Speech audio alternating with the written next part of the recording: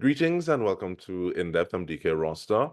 We are very happy to have once again in short order a conversation with President of the Caribbean Alliance of National Psychological Associations, or CANPA, UWI lecturer in psychology, and very much so for the purposes of this conversation, director on the board of directors for the Coalition Against Domestic Violence, Dr. Katija Khan. She joins us to talk about some of those things that we can sometimes call dirty little secrets, things that we speak about in hushed tones, if at all, and if we don't sweep them under the rug altogether. Now, namely aggression and violence, relationships, and red flags.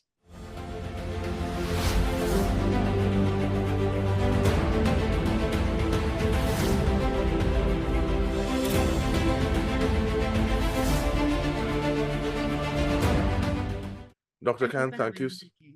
Definitely our pleasure, Dr. Khan. Thank you so much for joining us. And sometimes I think we need to, I enjoy beginning from the ground up. So even looking at defining relationships and the way that every conversation, every dialogue, every relationship usually has power dynamics at play. Can you expound on that a little bit, please? Sure. And I think one of the places we can start, because when we're talking about romantic relationships, a lot of people think that that's an adult thing and it only starts when we're in adulthood. But when we think developmentally of children and teenagers and adolescents, much of that formation of that dynamic happens in adolescence. That's when you start to have your first crush and your first love. And, colloquially, culturally, we like to say, I don't want to hear about that, study your books. You shouldn't be focusing on that. And that is true in terms of priorities. Certainly, it's not a major priority. However, it is a very natural and normal feature of development. So I highlight that to say that these power dynamics we speak about, or people's understandings of relationships and the dynamics in relationships, that starts when we are teenagers and adolescents. So those interactions you have in school, what you observe in your own household, what you observe in the community on media and social media, all of those things start to shape your idea, your sense of relationships and what relationships should be like. And unfortunately, the world we live in is still a society that is very patriarchal, paternalistic, with healthy doses of sexism and misogyny. And what do I mean by that? It means that there's still a lot of gender inequity that places women in an inferior role. And so that gets reflected in a lot of the dynamics that plays out in relationships. So we have to continue to examine that, interrogate that, see what cultural norms and values we have that perpetuate it. And why do we need to do this? Because the problem of domestic violence and interpersonal violence, intimate partner violence in Trinidad and Tobago is awful. It is tragic. This problem is endemic. It is a huge problem. We continue to hear about it on the news, all these tragic cases on a regular basis. And so we have to continue to tackle some of the root causes and continue to figure out what we can do as a society to bring about some more change. And hopefully we can get to some of the root causes in a little bit. But one of the things that I look at is I read somewhere that a daughter's first love is her father, and it was encouraging men to look in the mirror and ask the question, am I the kind of man that I would like to see my daughter bring home? And I think it goes the other way as well in terms of mothers asking themselves. But that it speaks to that norming, that normative sort of behavior, seeing, okay, well, this is what a relationship is supposed to look like, this is what is allowed. And it really can be entrenched from a very young age because you grow up seeing that. So, and it reminds me of people saying that behavior is caught, it's not taught. This do as I say, not as I do, doesn't really hold as much water as we would like it to sometimes. Oh no, that holds no water at all. It's like a sieve, a very wide sieve, because you're quite right. What children observe in their households, they are going to internalize. And that's, that's going to become implicit, because we don't learn by people just telling us things. We also learn by what we observe. And even young children make sense of their environment, so they find ways to interpret the environment, and that gets internalized. So you're quite right. One of the earliest sources we have of learning, and that continues throughout a child's lifespan into adulthood, is we look at the family. So we look at what obtains in our families, immediate and extended family. So how are mommy and daddy treating each other? How does grandma and grandpa treat each other? Uncles, aunties, cousins. And then also the neighborhood and the community. So there are these different ecosystems that affect children and how they learn about society. So we start at the individual level, but then we look at that family and that immediate environment. Then we start going out further: school, community, society. All of it has an impact, and it shapes the values, the norms, the mores in society. And I want to come back into the home, because even before we look at these different ecosystems that you would have listed, and even before big woman and big man thing, even before we look at how how we see relationships in our family and pattern behaviors after that, or say, okay, well, we don't want to follow this pattern. Where does the child and guardian dynamic come in? And I'm thinking specifically about corporal punishment. Okay, so corporal punishment is one of the topics that I find myself speaking frequently on, and year after year, we're still having similar conversations, because unfortunately, culturally, we are still attached to the idea that corporal punishment is an effective, if not the most effective form of punishing children or disciplining children, especially when children are so-called bad behaved. Yes? But let's look at what the research tells us. So we're not looking at people's opinions, because that's what we call anecdotal. So a lot of people say, well, I get licks and, I didn't turn out bad, or licks worked on me. But that in and of itself is not proof of anything. And what we do know, and this is decades of research, and this is a range of professionals from all different disciplines, as we do know that corporal punishment and the overuse of corporal punishment as a method of discipline is associated with a number of negative outcomes, including a higher risk of using physical violence as an adult and using aggression as an adult. Corporal punishment, and as I said, the overuse. So we're not saying that you shouldn't, spank, or you shouldn't give some mild punishment in order to, deter behavior, some undesirable behavior. But what we're talking about is its overuse, and there's definitely overuse of it in our culture. So corporal punishment, especially with children, is associated with certain externalizing behavior. And so that's behaviors that we can see and recognize. And it is associated with aggression and delinquency. Yes. So some of when we see children and we see these videos that go viral locally, and we see the behaviors, we tend to want to just blame the children. Yes, because we want reasons. We want to explain it. And what I'm contending is that we also need to look at what has been happening in that child's environment. So it can lead to the externalizing behaviors like aggression and delinquency, but it can also lead to internalizing behaviors like depression and anxiety. So for the people that say, well, I got licks and I didn't turn out violent, okay, that may be accurate, but it might also mean that you are at higher risk for depression and anxiety, and that those are things that you have been battling with, but that people won't readily recognize as easily as we recognize aggression. So, people who, when they ask adults, did your parents use corporal punishment? What they found also is that people who did experience more corporal punishment were more likely to be violent in adult relationships. So we're seeing that the use of violence in homes, the use of violence by parents has an impact, and we can make that association with some of the violence that we are seeing in society now.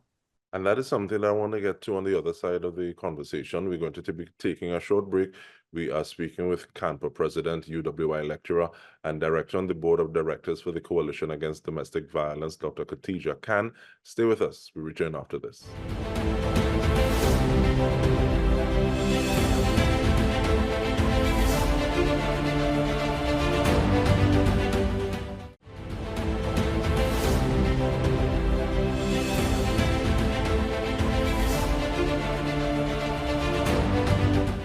Welcome back. We are speaking with Director on the Board of Directors for the Coalition Against Domestic Violence, Dr. Katija Khan. And just before we took the break, you spoke about corporal punishment or the abuse of corporal punishment leading to aggression, physical violence in adulthood. And one of the things I wanted to ask about, because it's a lot to think about, but there is an example that is given of the way that a young boy, a young girl are treated if they fall. And, oh gosh, baby, do. Oh gosh, it's all right. You're crying. And this is one way versus, so I'm for that, get up. And that's a different sort. And I think we all have an idea which one, in terms of the young boy or the young girl, gets which sort of treatment. But I'm also asking about addressing an issue if something wrong is done. Conversation or long conversation, because yes, I've had corporal punishment and I've had conversations, and sometimes I wish that my father just beat me instead of talking to me, because I get the whole chapter, verse, and everything, and I understand, and he asks me why I do it, and then he tell me about his thoughts on the matter, and I'd be like, whoo, nearer my God today. But do you think that, what are some of the tools that parents, guardians can also use? Because I think sometimes it's just, okay, well, this happened, like you said, okay, this happened to me and I ain't turn out too bad or I ain't turn out bad. So this is what I know, this is what I'm using. Is it a matter of enlarging the toolkit, the resources of a person to deal? And how does one go about doing that if this is the only reference point thus far that you have to draw on? You make a good point, Dike. That's our goal. We want to help people expand their toolkit. Because a lot of times people say, and I remember this distinctly, we were doing an outreach in the southern part of the country, and a father came up to me and we were talking about corporal punishment. And he said, but miss, nothing don't work. It's only licks work with this child. And I could see, this father wanted to find another solution, but he didn't think anything else would work. So we had to have a conversation about what other strategies might be effective. And also to point out that this work is not easy work, this undoing of generations. Where we have seen and learned, and let's not, even if we add in the consequences of colonialism, slavery, and indentureship, and how that has contributed and shaped our views on the use of violence and punishment. Even if we don't go in depth into that, let's also recognize that a lot of people, the methods they used, it's influenced by what they experienced. And the studies show us that even in children and adolescents, their attitudes about corporal punishment are also shaped by what they are experiencing in their home. So we know that if you have used or experienced corporal punishment in your home, then your attitudes towards it are probably more accepting than other people. So there's a lot of undoing that we have to do in terms of reshaping these attitudes towards discipline. Now, you spoke about the talk that your father had with you. And I want to say that, regardless of the form of discipline that's used, whether it's punishment, whether it is a timeout, grounding, taking away of privileges, etc., that discussion is always important. Because if we want children to learn, they have to understand what they did wrong. Uh, and even the parent needs to understand, well, how come you did this? Because they may have made a wrong assumption about why you acted the way you acted. Sometimes I see parents getting angry with their very young children, and sometimes these children are tired because they're little, their attention span has long been exhausted, and they're just not developmentally capable of sitting still for long periods of time, or being quiet and not being stimulated or occupied with activities. So sometimes parents need to take that time to understand, well, and to give their child a safe space to explain why what happened in the way it did. Parents need to explain why that behavior was undesirable, and also what the expected behavior is. So we shouldn't take those things for granted. We always say, no, they know what they did, and they know what we expect. My standards, etc. So those conversations are important. I hear you as a teenager. I remember those discussions with my mom as well, but I think they do serve a purpose, because for discipline and punishment to be effective, we want children to learn new behaviors or learn appropriate behaviors. We have to have those conversations. But going back to your question, there are a host of strategies in terms of how we can help modify children's behaviors. And so licks and corporal punishment does not have to be the automatic go-to. And I also want to point out that in a majority of cases, parents use corporal punishment when they're angry. So they're frustrated and they're angry, they're offended, they're embarrassed, that whole range of intense emotions. And they usually lash out with the corporal punishment then. And so that also is not a healthy or favorable condition for disciplining a child. So you also want to make sure that when you're punishing or disciplining a child, that you're not acting out of anger, because then one, it may not have the outcome, because then we are teaching children to respond to fear and intimidation. And so a behavior might desist, but not because they have learned or they understood, but because they are now fearful. And that gets replicated in adult relationships where people don't know how to resolve conflict, and they're responding out of anger or fear and intimidation. And that's one of the things that I appreciate about my father. And it also goes when you're in a different position, evolve thinking to appreciate things differently, you realize, okay, well, this was this and this was that. Because there have been times that he would have walked away and say, come, I'll talk to you just now. So actually walk and cool and come back, as opposed to, because you hear experiences of people beating people on a syllable. I tell you not to do that, this kind of way. But in terms of the unlearning that we need to do, because we have about 3 minutes more, so I want to get to some of the intimate partner relationship, domestic abuse, and looking at the unlearning that we need to do. What are some of the things that people can look out for to say, I think I need to let this person do the work that they need to do in a way that is a little physically distant from me, because I care about me, and I'm concerned about my own safety. Yes. So I think some of the things we have to unlearn are things that we previously thought of as signs of love, and that people still think of as signs of love. So even, playground behavior, if a boy pushes you down, it means he likes you. No, no, that is not love. That is not like. And so we shouldn't be asking young girls to accept that kind of behavior. We also need to give boys the opportunity to be able to express themselves and to be vulnerable and show their emotions without us attaching, estimates of manliness to that. So I think there is some undoing in that regard, both mothers and fathers, in terms of raising young boys, allowing them to have healthy regulation and expression of their emotions.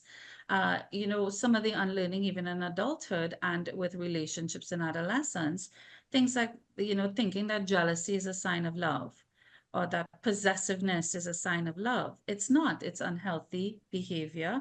These are red flags. Controlling behavior, uh, you know, and under the guise of, I'm doing this to either protect you or because I know better, I am more experienced, I'm older, etc. So, controlling who you see, who you talk to, where you go, what you wear, controlling finances. Um, so there's a whole range of these kinds of red flag behaviors that we want people to be aware of, being even something like love bombing, so, and these are some of the phrases that are more popular now. Well, let's start first with gaslighting. So gaslighting is a phrase that's getting more popular, and that is when somebody makes you feel, when you try to point out behaviors and stand up for yourself or establish your boundaries, they make you feel like it's your fault. Yes? So I only reacted the way I did because of what you did. And so then you start to think, okay, all right, maybe I should have done something differently. That's gaslighting. That's unhealthy. It's abusive. Love bombing is exactly what it sounds like, this outpouring of love and affection and attention that we might think, oh, that's a sign. But that's also a method that abusers use. So after they have exhibited their abusive behavior, they'll come back and repent. I'm so sorry. I didn't mean it. And then shower you with the love and affection. And then you start to think, oh, well, they do really love me. This is a real side of it. So maybe I should give them another chance. So that also is very unhealthy and abusive behavior. So I think starting to peel away the layers of all of these behaviors and relationships that lead up to more egregious forms of abuse, physical violence, more psychological, sustained verbal abuse. We need to recognize these things early on in relationships and recognize, as you said, maybe we need to take a time out on this relationship, or maybe this person is not yet ready to engage in a relationship. Maybe I am not yet ready to engage in a relationship because I have some past trauma I need to process and deal with first. And one of the things that we need to deal with at this point is time. We have run out of it. But we want to thank you so much, Dr. Katija Khan, Director on the Board of Directors for the Coalition Against Domestic Violence, CAMPA President, UWI Lecturer. And we want to thank you for tuning in. This has been In Depth with me, Dike Rostant. Thank you so much for joining us.